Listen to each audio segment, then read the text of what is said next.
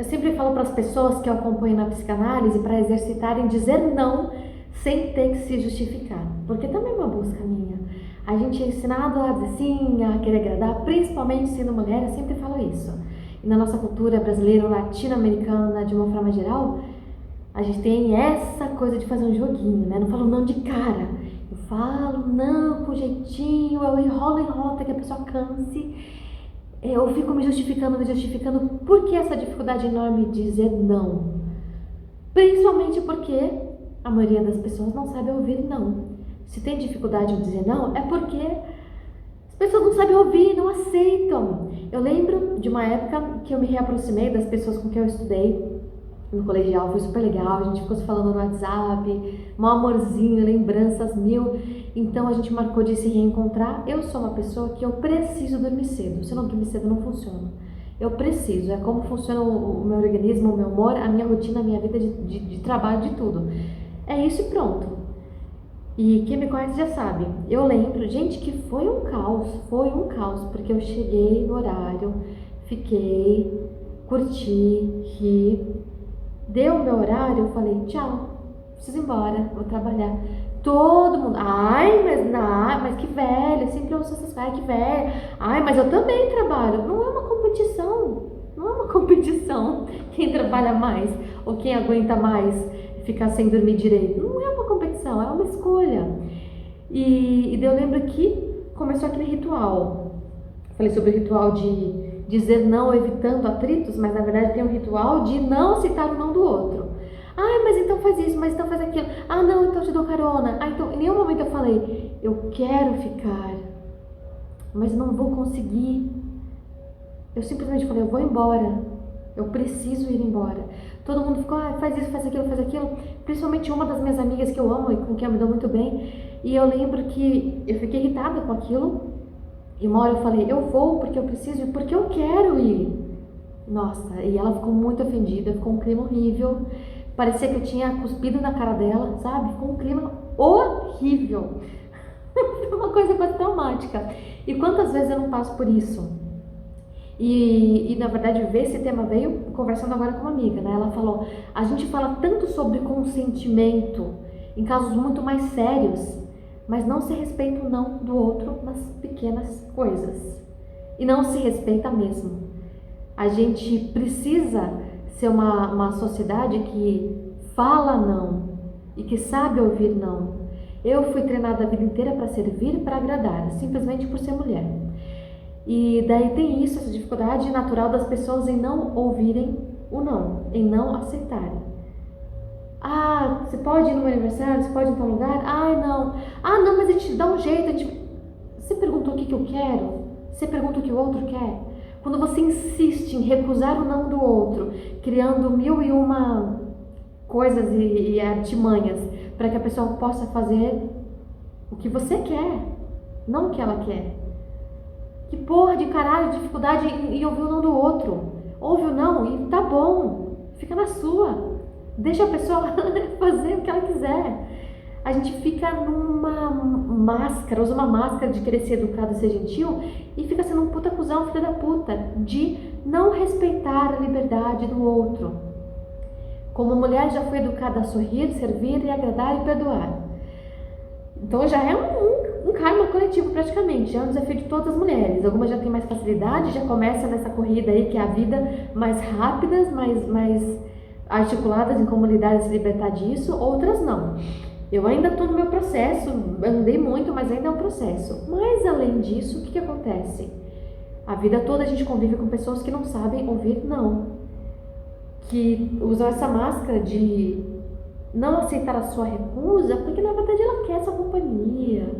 Não, vamos ficar junto, vai ser legal, vai ser legal. Mais isso, mais aquilo. Não, mas vai ser legal. E se tenta dar um jeitinho de que prevaleça a tua vontade. Chegou comida, mas eu não vou cortar essa parte, peraí. Pra gente ser o melhor que a gente pode ser, primeiro a gente tem que ter espaço pra ser a gente, sem medo. É a primeira coisa. Tem uma amiga polonesa maravilhosa, que ela me falou uma coisa assim, quando eu reclamei sobre o fato de que quando eu morava na Suíça vieram 2 policiais em casa porque no lixo acharam um pedaço de papel e aquele não era o lixo do papel, tinha um pedaço de papel, essas coisas. E eu falei, que absurdo, né? Chegou o ponto de 2 policiais em casa, gente, eles não tem o que fazer. E ela falou, Nádia, começa com as pequenas coisas, entende? Se for passando um pano, deixando pra lá esses detalhes, daí que vem as grandes contravenções e desrespeitos. E entende? E daí, pra mim, vale na mesma dessa questão do não. A vida inteira eu fui convivendo com uma sociedade que tem dificuldade em ouvir não. Poucas pessoas que eu conheço, que eu convivo, você fala não. Você acha até estranho que a pessoa fala, não fala nada. A pessoa aceita e aceita de verdade. Não aquele aceitar passivo-agressivo. Ah, então tá. Ah, sabe? Que fica meio assim pra te...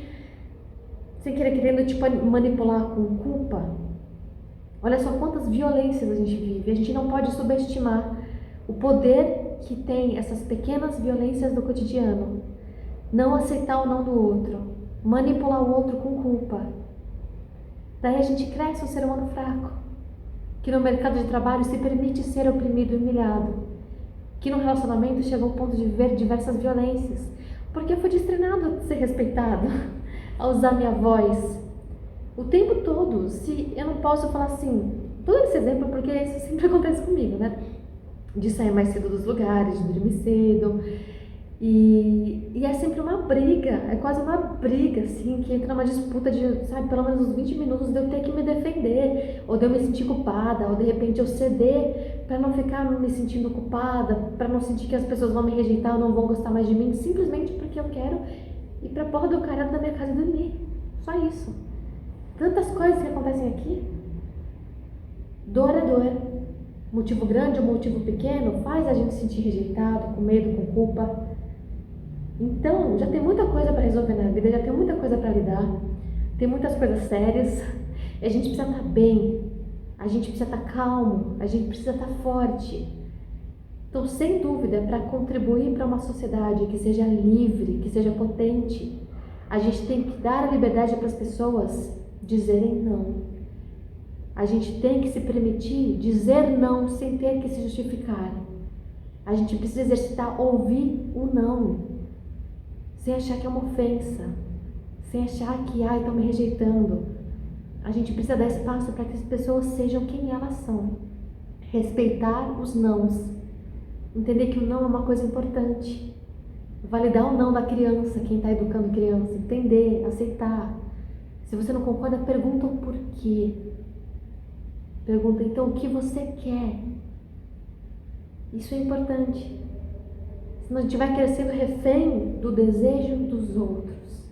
E o nosso desejo se torna simplesmente agradar e não se sentir culpada. São sentimentos que eu vejo mais presentes, assim, nos desafios da vida, no meu trabalho.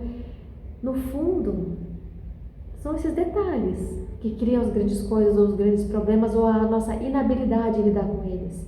Então, primeira coisa, vamos treinar, dizer não sem se justificar. Mas principalmente, vamos treinar ter respeito ao outro e aceitar o não dele.